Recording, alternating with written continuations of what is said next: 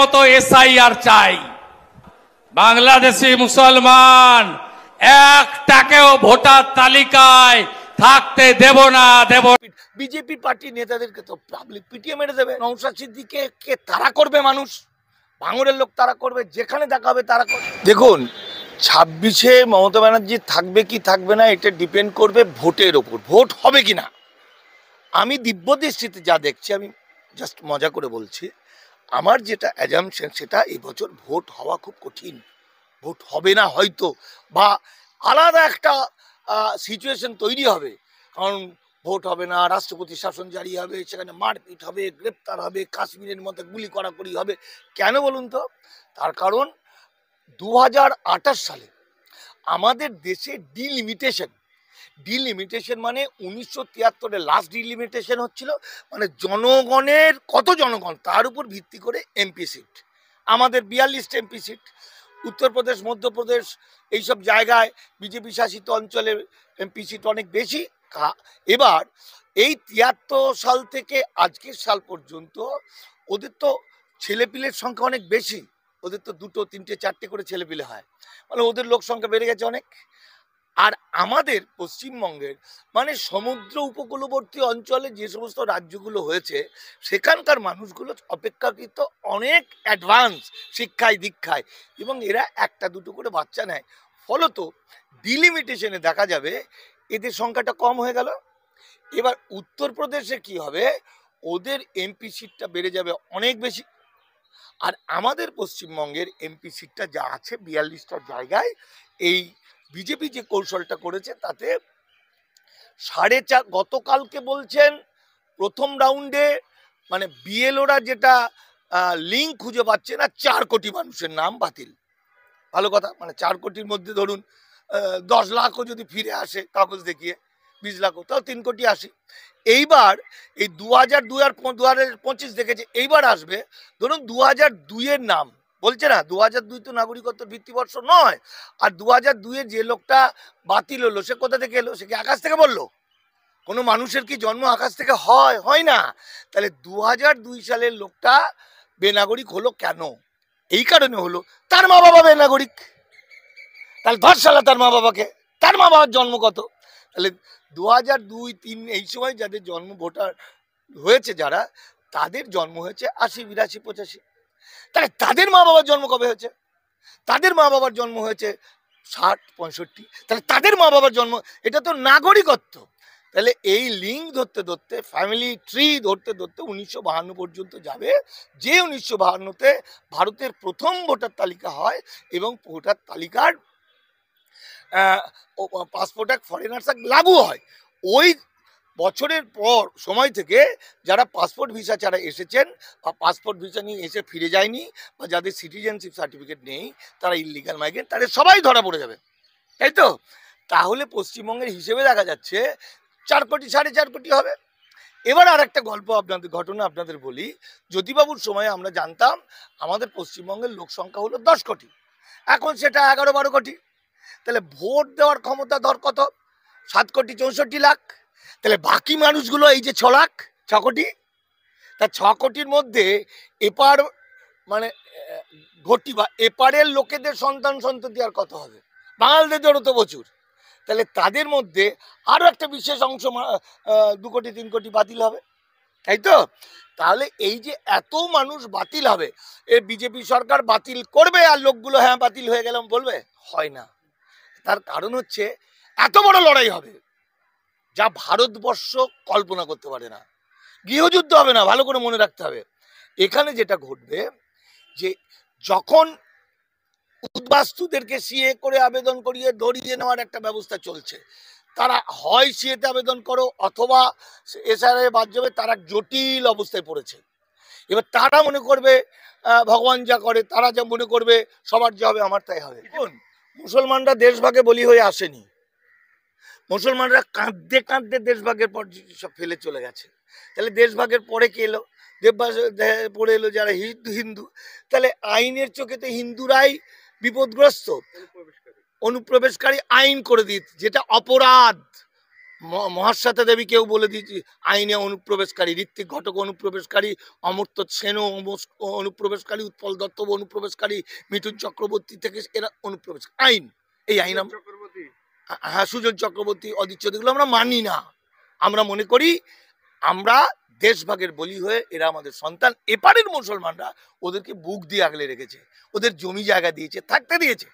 আর মুসলমানরা যেহেতু সরকারি ব্যবস্থায় এমন এমন লোককে দিয়ে নামগুলো লিখিয়েছে, ভোটার কার্ড তালিকায় নাম, আধার তালিকায় নাম, আধার এগুলো করেছে, এবং ডিজিটাল করার সময় এত বানান ভুল করেছে, অশিক্ষিত ছেলেগুলোকে কন্ট্যাক্ট দিয়েছে, ফলে এক একজনের 4টে ডকুমেন্টে 4টে বাবা হয়ে গেছে, টাইটেল পাল্টে গেছে নয়।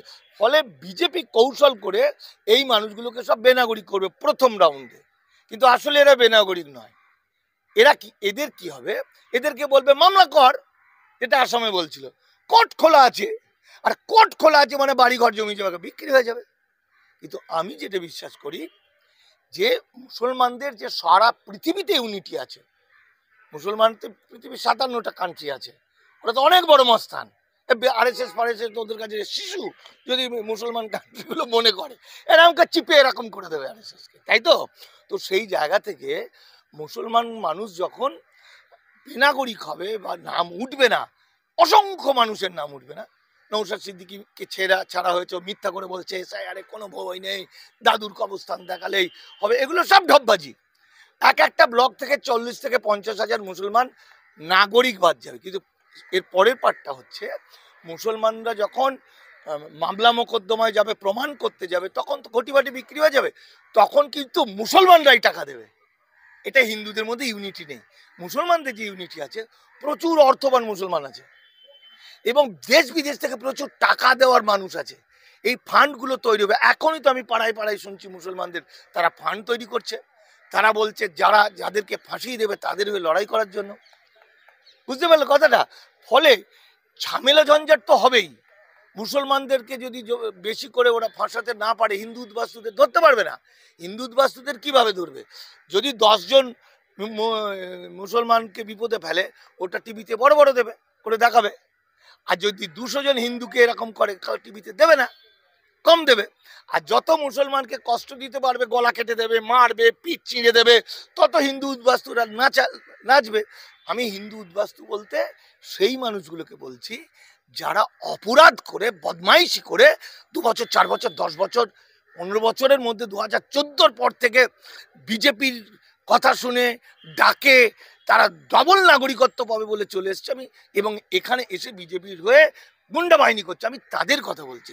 কিন্তু প্রকৃতপক্ষে ওপার বাংলা থেকে, পূর্ব পাকিস্তান থেকে দেশভাগে বলি হওয়া মানুষরা, এই বড় বড় মানুষরা, এই হিন্দু মানুষরা, এরাই কিন্তু সারা পৃথিবীর কাছে বাংলা এবং বাঙালির মান সম্মান রক্ষা করেছে এবং বড় করেছে।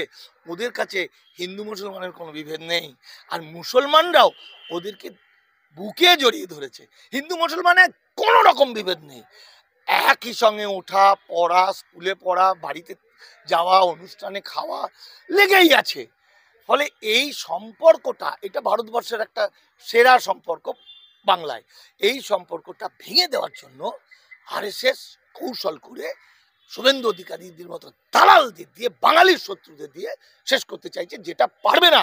কারণ এই এসআইআরকে কেন্দ্র করে, কালকের খবর হচ্ছে এসআইআরকে কেন্দ্র করে না, সিএ ক্যাম্পকে কেন্দ্র করে কল্যাণীতে নাকি ভাঙচুর, মারপিট, ক্যাম্প গুটিয়ে দিয়েছে। তো এখন যেটা ঘটবে, যে এই যে বর্ডার এরিয়াটা 50 কিলোমিটার বাড়িয়ে নিল 12 কিলোমিটার থেকে, আপনারা অনেকেই জানেন না, এটা কিন্তু বিজেপিকে সমর্থন করেছিলেন ভাইজান নওশাদ সিদ্দিকী। সেইখানে এই যে বাড়িয়ে দিলেন, ফলে এবার বিজেপি, আর সকালে ফোন এসছে আমার কাছে, বিজেপির ছেলেরা চলে যাচ্ছে বিভিন্ন জনের বাড়িতে, দিয়ে গিয়ে বলছে যে চলুন সিএতে ফোন করবেন, সই করবেন। এতদিন ধরে উদ্বাস্তুরা আন্দোলন করেছে, নাগরিকত্ব দাও দাও দাও দাও দাও, কেউ দেয়নি। আর এখন বলছে নাও নাও নাও নাও, না নিলে মেরে ফেলবো। মানে কি নাগরিকত্ব বুঝুন। ফলে এখন এই যে বিভিন্ন বাড়িতে বিজেপির পার্টির লোকেরা যাবে, আর যারা সচেতন হয়ে গেছে আমাদের বই পড়ে, আমাদের বক্তব্য শুনে, তারা রাজি হবে না, তাদের সঙ্গে গন্ডগোল হবে, মারপিট হবে, চড় থাপড় হবে। তখন এই বিজেপি পন্থীরা বর্ডার সিকিউরিটিগুলোকে নিয়ে আসবে, বিএসএফকে, বিএসএফ এর সামনে এটা হবে, তখন বিএসএফ যেই এদেরকে ধরতে যাবে তখন বিএসএফ কে ঘিরে ধরবে গোটা গ্রাম, একটার পর একটা গ্রামে হতে হতে হতে হতে যাবে। কারণ এই উদ্বাস্তুরা একবার ছিন্নমূল দেশান্তরিত হয়েছে, তাদের সব হারিয়ে কিছুই নেই, ভিখারি হয়ে গেছে। ওপারে যারা রাজার মতো ছিল, এপারে তারা কোন পাহাড়ের ধারে, কোন ড্রেনের ধারে, কোন রেল লাইনের ধারে কোনো রকমে করে কমে খেয়ে আজকে একটু একটু করে বেঁচেছে। এই দেশটা তাদেরও, আমাদের একার নয়। এই দেশটা দেশভাগে বলি হওয়া প্রত্যেকের। এই দেশের সমান অধিকার মুসলমানদের, হিন্দুদের, ওপার বাংলার হোক এপার বাংলার হোক, আমরা সবাই বাঙালি, এটা বাঙালিদের জায়গা। ফলে এসআইআর এর কি ঘটনা ঘটতে চলে, পরে ভোট হবে কি না, এটা আমার কাছে অনেক সন্দেহ জাগবে। কারণ অশান্তি নিয়ে খুনোখুনি মারপিট, বিজেপি পার্টির নেতাদেরকে তো পাবলিক পিটিয়ে মেরে দেবে, তো বাঁচানোর কোনো রাস্তা নেই, কারো বাপের ক্ষমতা নেই বাঁচাবে।